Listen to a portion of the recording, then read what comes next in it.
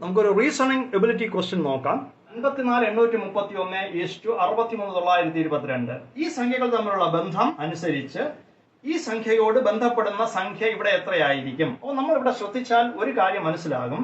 5 + 1 6, 4 - 1 3, 8 + 1 9, 3 - 1 2, 1 + 1 2.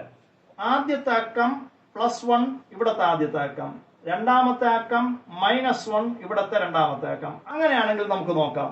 8നോട് ബന്ധപ്പെട്ട് വരുന്ന ആദ്യത്തെ അക്കം +1 ആയിരിക്കും. 8 + 1 9. അടുത്ത് 6നോട് 1 കുറച്ച് കിട്ടുന്ന സംഖ്യയാണ് ഇവിടെ വരേണ്ടത്, 5.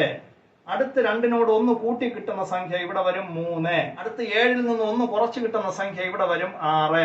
അടുത്ത് 4നോട് 1 കൂട്ടി എഴുതുന്ന സംഖ്യ ഇവിടെ വരും 5. അപ്പോൾ ഇവിടത്തെ സംഖ്യ 9 5 3 6 5.